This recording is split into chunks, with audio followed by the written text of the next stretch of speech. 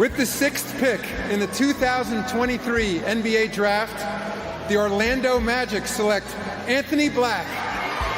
Entering the 2023 NBA Draft, the Orlando Magic came off a very promising 34-win season, which featured Rookie of the Year Paolo Banchero.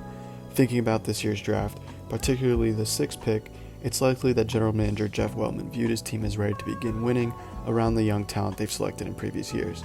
Abiding by his typical draft archetype of versatile, long, and intelligent players, 6'7" point guard Anthony Black perfectly fits what the front office is looking for. Although adding another young guard to an already overcrowded rotation means moves are likely to be made, but I do think Black can contribute to a winning culture off the bat and maybe beat out the other guards for minutes early on. Black's trademark skill is his passing and decision making. Even as a freshman, Arkansas's offense really trusted him and needed him to make plays. Their offense almost became stagnant at times without him, and the ball would always make its way back to Black. With the Razorbacks last season, he averaged 3.9 assists per game with 1.3 assist-to-turnover ratio. He has a tight handle, and I really love his creativity with the ball. His creativity shows in both the dribble combinations he puts together under pressure, as well as the passes he throws.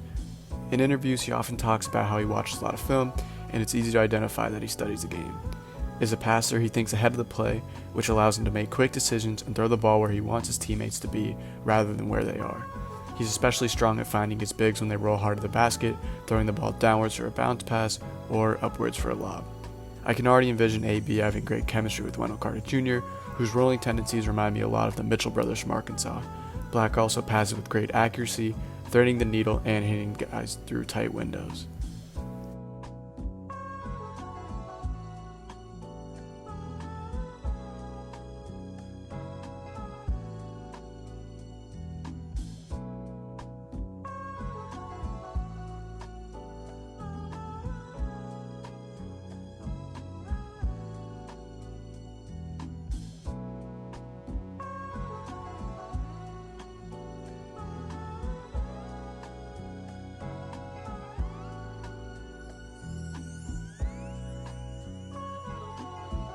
Most reports on Black rave mostly about his passing, but my favorite thing about his game is his perimeter defense. For the most part, he always keeps a great stance and is prolific at sticking guys on and off the ball. Per synergy, opponents shot 33% from the field with him as their primary defender, and he was in the 83rd percentile for defensive points per possession in Division I last season. These stats are even more impressive considering the fact that he was tasked with guarding the opposing team's best player each night. In the Razorbacks Sweet 16 run, AB's main assignments were the 13th and 14th picks, Grady Dick and Jordan Hawkins. In those games, he held Kansas's Grady to 7 points and UConn's Hawkins to a poor shooting night when guarding him. Black is also super sturdy. He played 35 minutes per game in 36 games last season, and he plays with a lot of heart and effort defensively. Gives everything he has on the floor while he's out there. He's elite at navigating screens regardless of the coverage. He can seamlessly switch and comfortably guard bigs or sift through ball screens when going over. He's also an off-the-ball pest, which includes him running through off-ball screens like it's nothing. I'm excited to see how and if he matches up against Stephen Curry this season for those reasons, especially since he does a good job at denying the ball as well.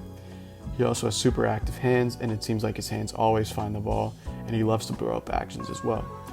He's very committed to strong contests and covers a lot of ground quickly to get a shooter if playing in gaps. Not only that, but he's a highly disciplined defender and doesn't bite on a lot of fakes.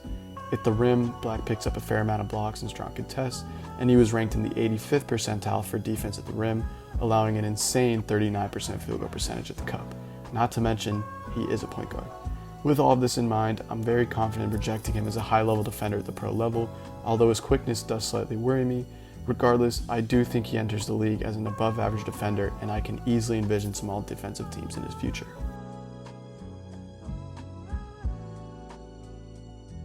One of the major flaws in Black's game is his scoring.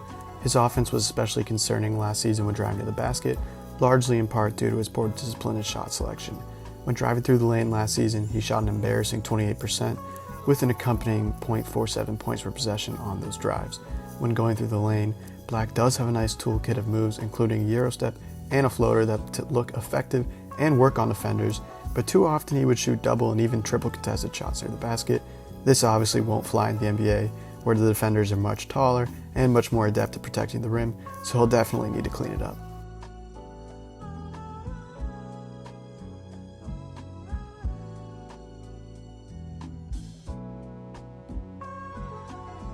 Since Black is such a smart passer with a tight handle, one thing I'd like to see him do starting in the NBA is what I like to call the Ricky Rubio. When in the paint, if Black could just keep a live dribble while probing the defense, he could fire off passes to cutters or shooters if the defense collapses. If the pass isn't there, he could go back out to the perimeter reset, which is a much better option throwing away possession. This is something that Ricky Rubio and Darius Garland even do pretty well, and it was very effective last season with the Cavs.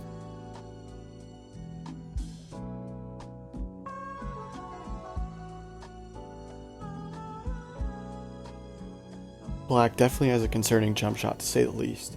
The release is slow and it starts very low compared to its release point.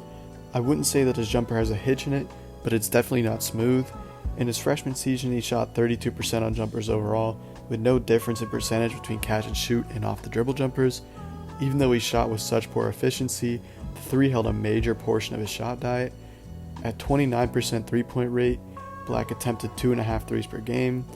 Defenses sagged off on him a lot as a perimeter shooter, so shooting did help keep him honest. However, in the NBA, teams will likely do the same, and so he'll have to shoot from even farther out.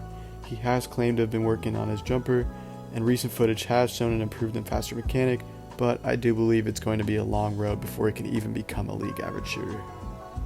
Although his jump shot and driving aren't the best, Black has shown flashes of offensive production of both on and off the ball. Like I said earlier, he has a strong dribble package which he combines nicely into jumpers. He's also a strong finisher at the rim when he isn't driving, shooting nearly 60% at the basket. Overall, I definitely understand this pick by Orlando. With his underrated defense and high basketball IQ alone, he's good enough to be a lottery pick in this year's draft, and I do like the fit. I think his game definitely complements what Orlando's trying to do in terms of length, creativity, and sharing the ball, but his lack of a jump shot will only further add to a team that desperately needs shooting.